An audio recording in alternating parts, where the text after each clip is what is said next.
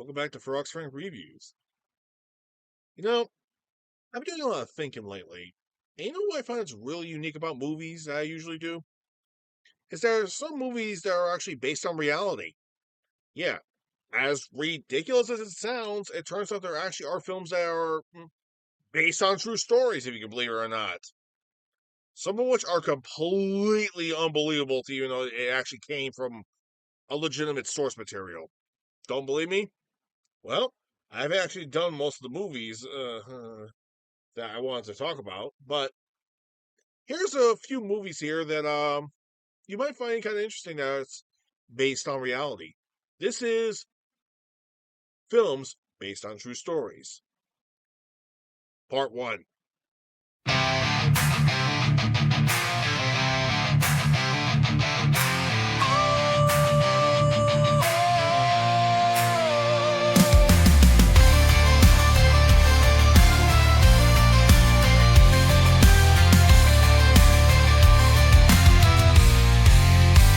Shattered trust.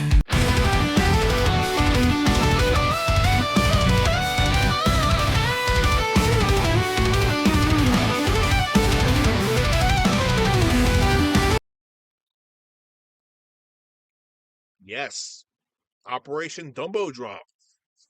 Now, I don't actually own a physical copy of the movie particularly, but I remember watching it years ago when I was a kid.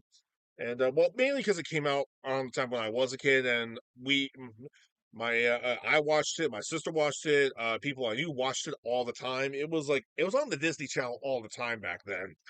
All right, now for those of you who don't know what the film is about, it's actually about a U.S. Actually about a U.S. Army unit trying to actually deliver an elephant to a village in Vietnam. All right. Sounds unique enough. But one thing I found that's really interesting about the movie, it was a okay, it's a Vietnam film made by Disney. Okay? And the actual story that happened behind it is a little bit more intensive than you can imagine.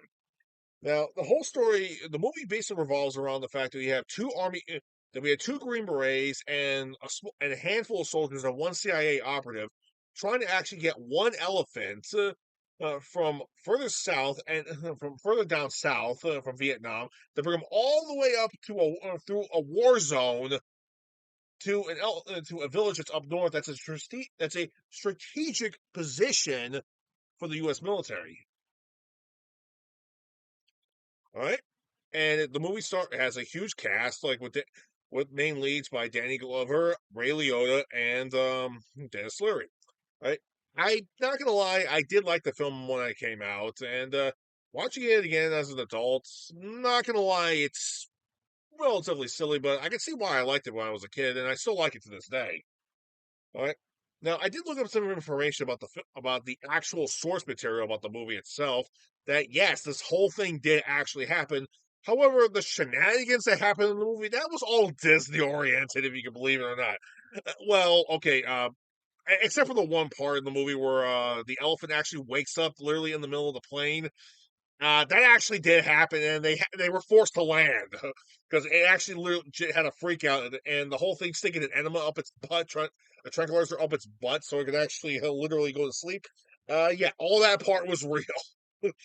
So yeah, it was completely ridiculous. So, oh yeah, the actual real story is a little bit more crazy, but it's actually the actual story actually had two elephants, if you can believe it or not, but they switched it around from two elephants to one elephant instead.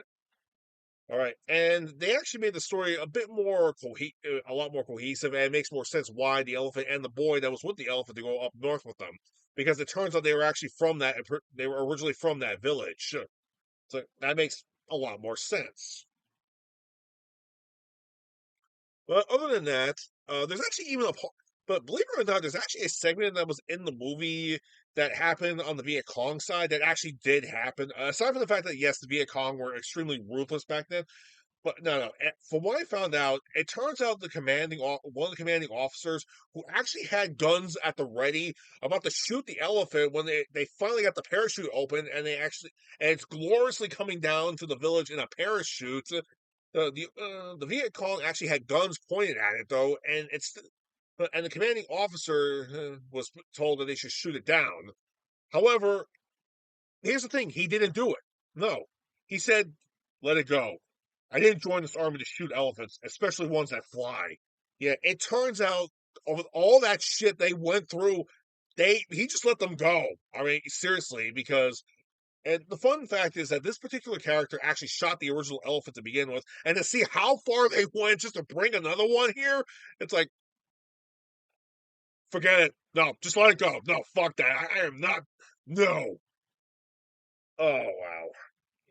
Supposedly that actually now, from my father, that actually did supposedly happen that the Viet Cong actually were going to shoot it down, but they just let it go because with all the shit they had to go through, it's like, forget it. Just forget it. And one of the commanding officers did actually wind up attacking the village, but he was subdued by the army. But the army did a counterattack on them and surprised them and actually it took them down relatively easily. So keep this in mind.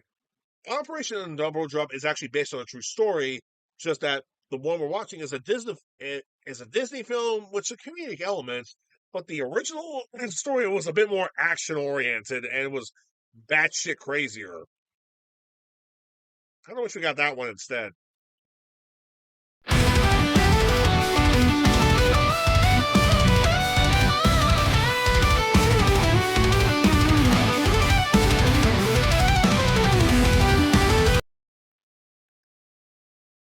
Ah, yes, Goodfellas. Yeah, it's a good mafia film. Not gonna lie, it's actually one of the top greatest. It's actually one of the top greatest mafia films ever made. And yeah, it's actually based heavily on a true story. It's actually heavily based on the life of mobster Henry Hill, who grew up in the streets, who actually grew up in New Jersey and actually became one of the top lieutenant enforcers. But thing is, over the years, people have been questioning whether that whole thing was even true or not. But it turns out all the stuff that actually happened within Henry Hill's life was actually real. All the stuff that did actually happen, even people saying he was nothing more about a low rank lieutenant, still all the shit that happened in the movie did actually happen to the character in real life too, which is ridiculous and crazy. The insane heist he went through, the love, the love angle he actually wound up getting with his wife. It's like, yeah, it was just all around crazy. It was all around nuts.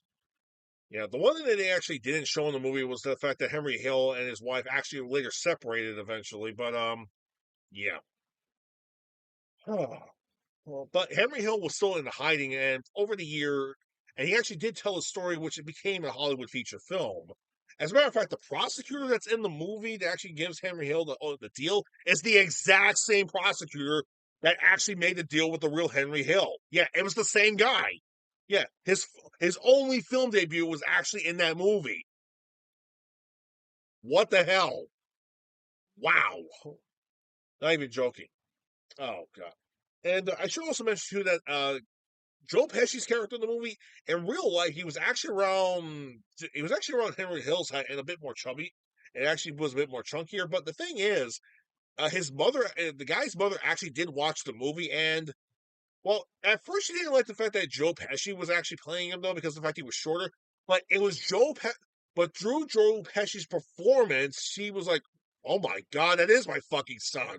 Yeah, and especially the scene where he does the "Do you think I'm funny?" That whole "Do you think I'm funny?" thing that Pesci just did on the spot. The funny thing is, the guy he actually was portraying would actually have done that in real life. That's how sporadic he was. Yeah. So as ridiculous as crazy as that whole thing is, all this did actually wind up happening from Henry Hill being just a punk on the streets, just being a punk kid, growing up in the streets as a punk gangster, and then rising up in the ranks. But he was never going to be a made man. But he actually did rise up a little bit further and actually go further in the drug trade. But things one start going downhill to the point where the mafia actually wanted to get rid of him completely. So he and his wife actually went into witness protection and ratted out the entire crew. All right, this whole thing did happen.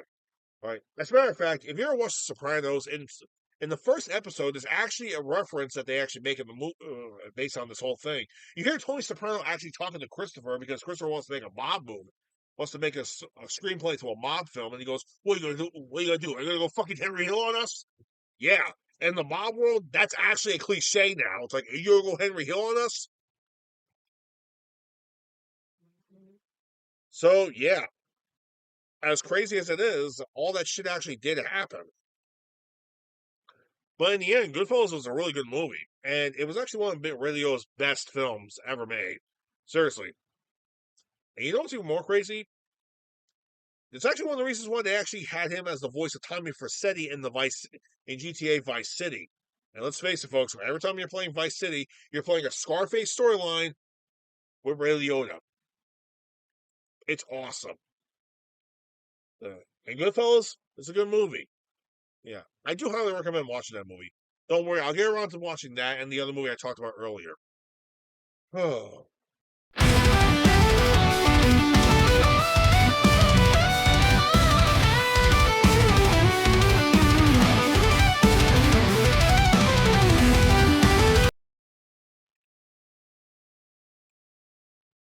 I wish I was making this part up, but yeah. Nightmare on Elm Street was actually based on a semi-true story, okay? Oh, wow. In fact, I think I got the article on my phone right now. In fact, the whole thing was heavily based on it was primarily inspired by a series of disturbing newspaper articles in the Los Angeles Times about Cambodian refugee family so, uh, whose about Cambodian refugee family whose son died whose son who sudden in his sleep whose son died in his sleep after experiencing a terrifying nightmare. I am sorry I mispronounced that thing. Just the way the wording is, I thought the word. But anyway, here's the article says this. It was primarily inspired by a series of disturbing newspaper articles in the Los Angeles Times about a Cambodian refugee family whose son died in his sleep after experiencing terrifying nightmares. All right. In fact, this is actually in fact, the phenomenon is actually linked to another one. It's a phenomenon later linked to sudden unexpected nocturnal death syndrome among the Hmong refugees. Yeah, huh. So, huh. Wow. And Wes Craven actually incorporated this person also incorporated some personal childhood experiences with facing a menacing man in a hat and the 1970s song Dreamweaver, and thus creating the character Freddy Krueger. Yeah, that's what the article says right there. Really, seriously, I know people say that it's crazy, but yeah, it's literally right there. Just Google Nightmare on Elm Street's true story and you'll see it right there on the spot. It is insane to know that Nightmare on Elm Street was actually based on a true event. It's crazy, right? But pieces of the storyline, like for example, the kid dying in his sleep, and the personal experiences that Wes Craven had when he was a kid growing up, and thus about a guy in a menacing hat, and that song Dreamweaver from the 1970s. That's what we got. That's what somehow created the movie A Nightmare on Elm Street, and it spawned a huge franchise in the 1980s. Even though Friday the 13th actually had more movies than that film series did.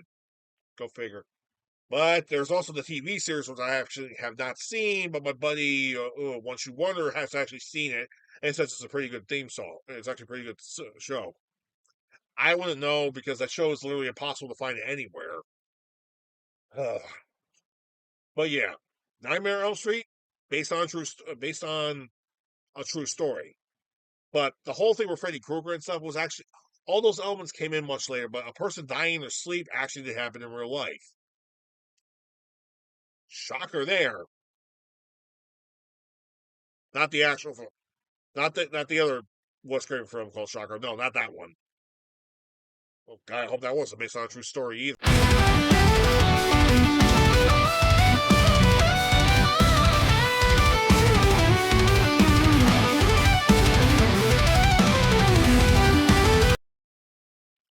Calm down. Calm down. Okay, just calm down, all right? Let me explain. Yes, you saw that. The Blob is actually based on a true story, all right? Just calm down, all right? Stop freaking out, but yes, it is based on a true story, but not exactly the same. I have here the article on my Google thing, okay? And the article is this. Right, the Blob is actually based on an alleged account of two Philadelphia police officers, who I'm not going to say their actual names, who in 1950 reported seeing a mysterious falling object from the sky and found a quivering jelly-like mass that later dissolved and vanished. Yeah, okay. This is actually something called space jelly, and apparently this is the only time this event actually did happen. All right, it was outside of Philadelphia on September 26th, 1950. All right, that's the incident report. All right, it was a quivering purple jelly-like substance that landed on the site, though, which seemed to have moved on its own, and then it just evaporated. It dissolved and vanished, evaporated to thin air. All right, it's legitimate. It's completely weird, but apparently this event actually did happen. All right, which of course, upon hearing about the newspaper, uh, which actually the story inspired film producer Jack H. Harris and the director Ivan H. Milgate to create the 1958 film, which actually really saved Steve McQueen's career. All right, keep that in mind. This little event inspired a movie which saved the film career of one of the best action film stars of all time.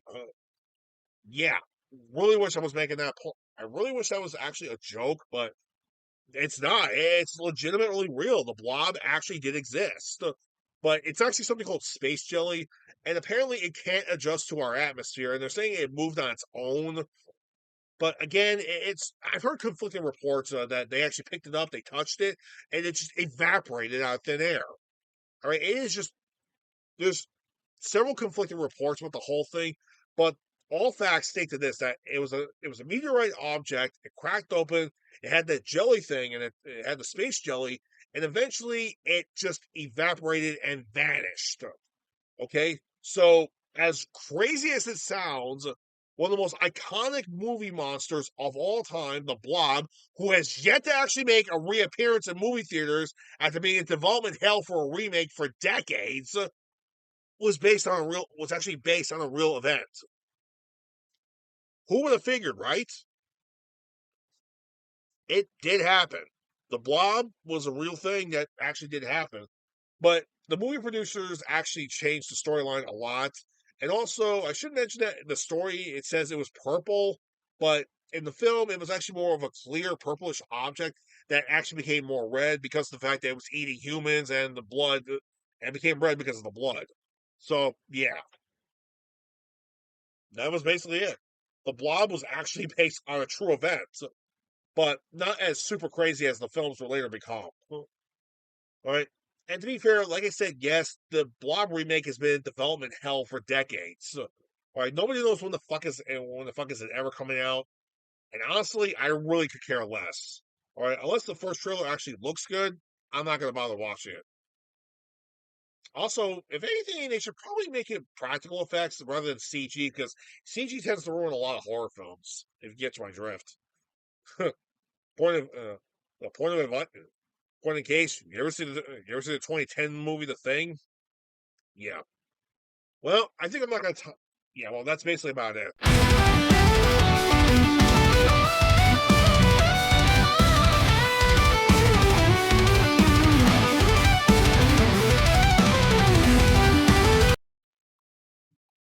Okay, I'm not gonna top anything else for today. So next time I'll do another list of films that would also based on things that are based on the true events. So yeah. Anyway, I hope you enjoyed this little segment on true story films. And why I actually get to review most of those movies. I already reviewed The Blob, so that one's covered.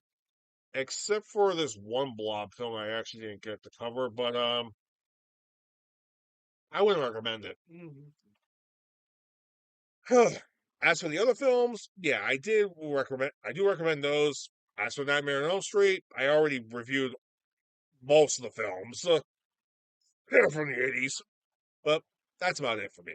All right, I'm gonna retire for the evening, and be sure to catch my short videos with Rex on TikTok. All right, we will post them on here too eventually. We already got 2 videos out right now. Post the second video a little bit later.